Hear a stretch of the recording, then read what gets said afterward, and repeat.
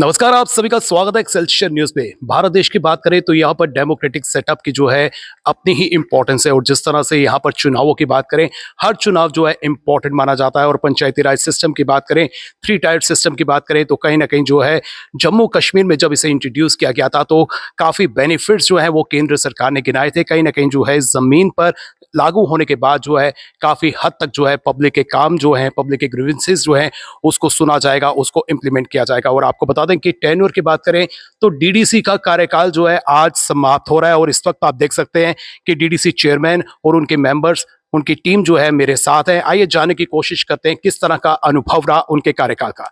भारत भूषण जी, बहुत बहुत स्वागत है, आपकी टीम का भी बहुत बहुत स्वागत है।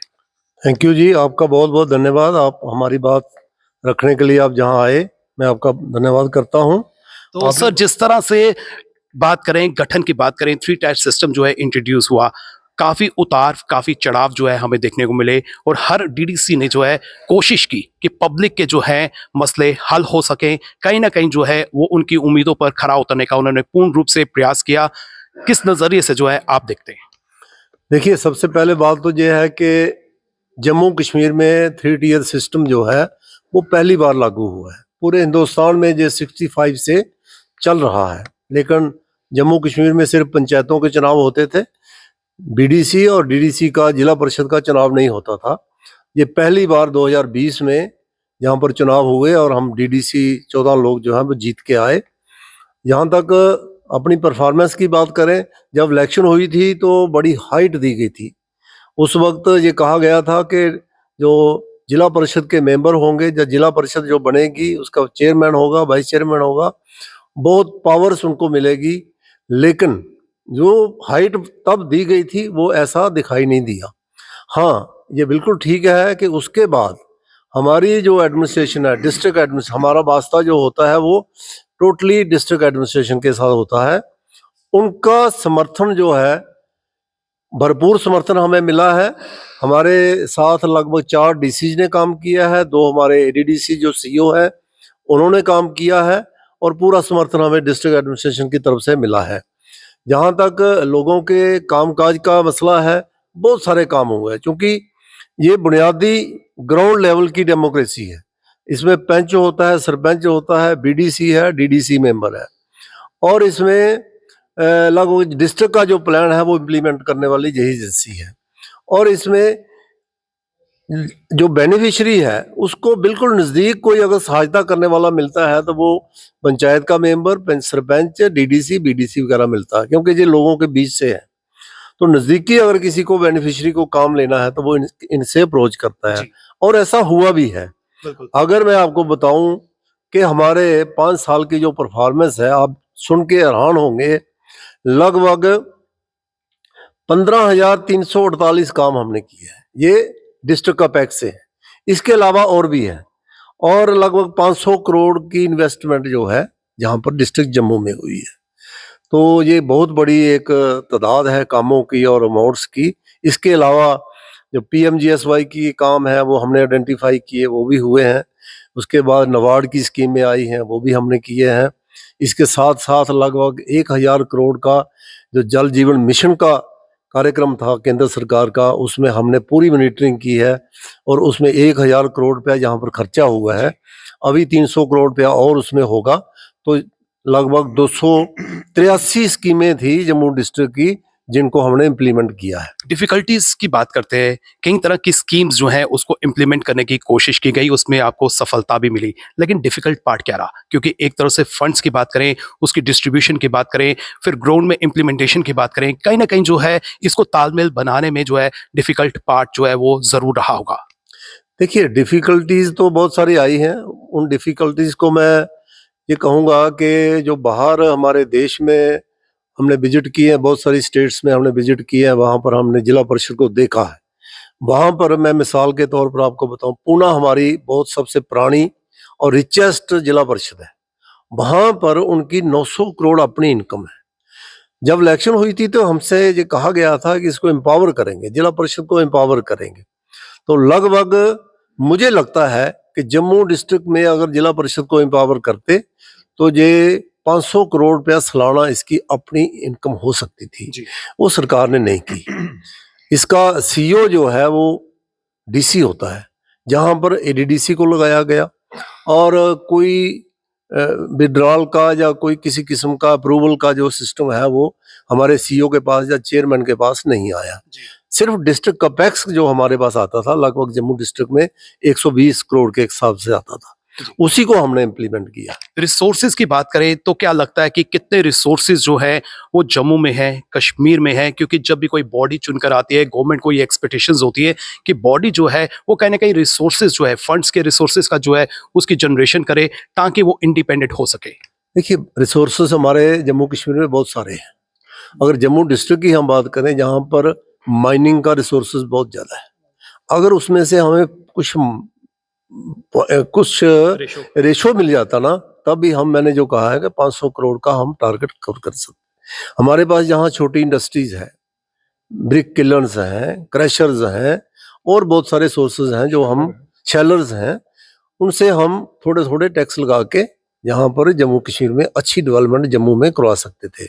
लेकिन सरकार ने उसकी तरफ तवज्जो नहीं दी और ये रिसोर्सेज जो है वो जिला परिषद पर नहीं दिए। अगर दिए जाते तो सरकार से कुछ भी लेने की जरूरत नहीं पड़ती। सर, जैसे कि आज कार्यकाल समाप्त हो रहा है और अब आप पब्लिक डोमेन में जाएंगे, पब्लिक से मुलाकात होगी, तो आप अपनी रिपोर्ट कार्ड जो है उनके सामने प्रस्तुत करेंगे। क्या कहना चाहते हैं कि जिस तरह से आपने कार्य किए, क्या ऐसे कुछ कार्य थे जो आप करना चाहते थे, आपकी इंटेंशन थी, लेकिन कहीं ना कहीं जो है किसी चीज की कमी के कारण जो है वो कार्य को अंजाम नहीं दिया जा सका?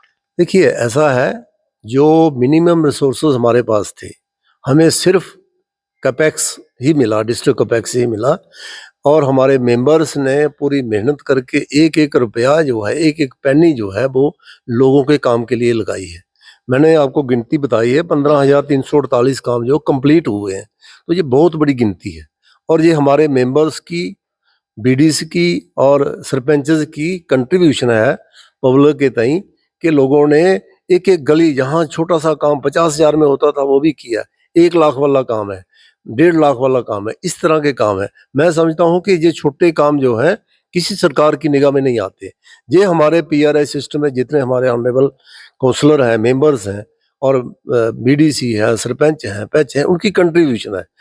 पैसे की कमी थी, अगर पैसे की कमी नहीं होती, जैसा मैंने कहा, रिसोर्सेज हमें दिए जाते, तो जहां जम्मू डिस्ट्रिक्ट में आप देख सकते थे कि कितनी डेवलपमेंट हुई है। फिर भी मिनिमम रिसोर्सेज होने के बावजूद भी आज भी आप किसी गांव में जाओ तो वहां पर लोग गली की डिमांड नहीं करते। अब कहते हैं कि हमें स्ट्रीट लाइट चाहिए, हमें ये चाहिए, हमें वो चाहिए। मतलब लगभग 80% जो हमारी रूरल की गलियां हैं, नालियां हैं, वो कंप्लीट हुई है।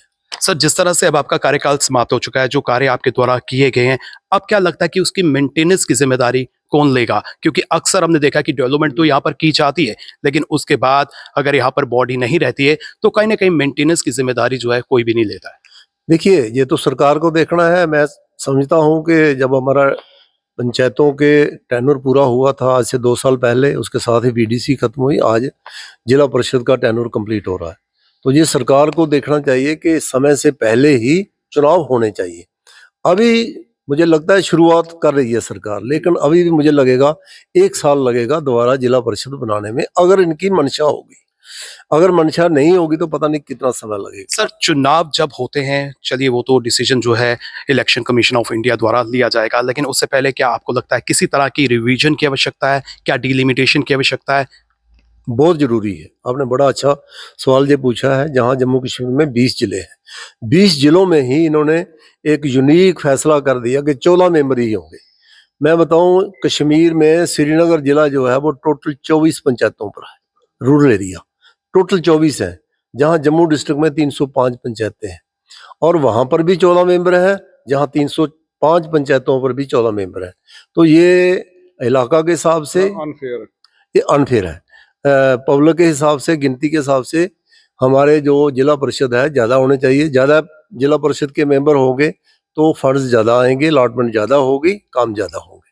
तो ये बड़ा अच्छा आपने क्वेश्चन पूछा है कि इलेक्शन से पहले, जिला परिषद के चुनाव से पहले, ये जो डिलिमिटेशन करनी है, जो हमारी कॉन्स्टिट्यूंसी हदबंदी जो करनी है, वो पहले हो जानी चाहिए। आखिर में जिस तरह से टीम भी यहाँ बैठी है, मैं टीम का भी सुझाव लेना चाहता हूँ। आप क्या सुझाव जो है टीम को देना चाहते हैं और किस तरह का अनुभव जो है आपके टेन्योर में आपका रहा? देखें, ये तो जैसे चेयरमैन साहब ने कहा कि ये पहला अनुभव था, और मैं चाहता हूं कि जो एक बड़ी इसका वैलिड पॉइंट ये है कि हम चाहते हैं कि ये जो आपने डीलिमिटेशन करनी है, इसमें आप ना गिन के रखें कि इतनी पंचायतों के ऊपर आपका एक डीडीसी बनेगा, और वो फिर यूनिफॉर्मिटी पूरी स्टेट में हो। आपने हर डिस्ट्रिक्ट टू डिस्ट्रिक्ट अलग कर दी, तो ये एक बहुत बड़ी इसमें फ्लॉ है। अब मैं जैसे अभी मिसाल दी कि आप श्रीनगर छोड़ें, हम सांबा डिस्ट्रिक्ट को ले लेते हैं, मतलब कोई उस कंपैरिजन में नहीं जाते हम, तो हम सांबा डिस्ट्रिक्ट में और आप जम्मू डिस्ट्रिक्ट में आप देखें, फिर इसका मतलब less of the population fund उतना ही है जितना जहां सबसे ज्यादा उनको फोकस करना चाहिए, जहां ज्यादा पंचायतें हैं।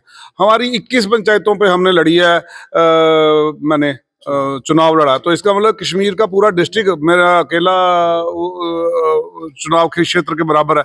तो मुझे लगता है कि ये सारा का सारा जो है ये डिसप्रोपोर्शनेट है।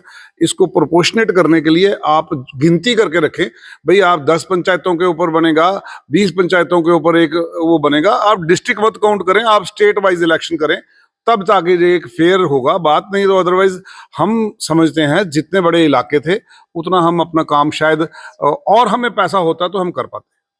सर, आखिर में मैं आपसे भी जानना चाहता हूं, आपका किस तरह से अनुभव रहा और आप क्या अपील जो है गवर्नमेंट से करना चाहते हैं? देखिए, अगर सही मानों में देश के अंदर डेवलपमेंट करनी है तो 3 टायर सिस्टम को लागू करने से ही होगा, क्योंकि जैसे हमारे चेयरमैन साहब ने कहा है, अगर गांव तक रोड पहुंचाना है, गांव तक बिजली पहुंचानी है, गांव तक पानी पहुंचाना है, तो 3 टायर सिस्टम को लागू करना ही बेहतर है। लेकिन ये बदकिस्मती है कि जम्मू कश्मीर के अंदर 3 टायर सिस्टम तो लागू किया, लेकिन एम्पावरमेंट नहीं किया। हम चाहते हैं सरकार से कि दोबारा अगर इलेक्शन हो तो इनको एम्पावरमेंट किया जाए, ताकि ये सक्षम होकर पावर से लोगों का काम कर सके। बहुत बहुत शुक्रिया सर, आपने हमें समय दिया। बहुत बहुत शुक्रिया आपकी पूरी टीम का। और जिस तरह से हर चुनाव जो है वो महत्वपूर्ण है, क्योंकि लोकल रिप्रेजेंटेटिव जो है वो कहीं ना कहीं आम जनता द्वारा चुना जाता है, लेकिन उसके हाथ बंधे होते हैं। तो वक्त आ गया है कि पावर्स को जो है एनहांस किया जाए, रोल को जो है प्रॉपर्ली डिफाइन किया जाए, और अगले चुनाव आने से पहले डिलिमिटेशन जो है वो जरूर की जाए। फिलहाल नितिन कनोत्रा और मुझे यानी कि रितेश गुप्ता को दीजिए इजाजत। नमस्कार।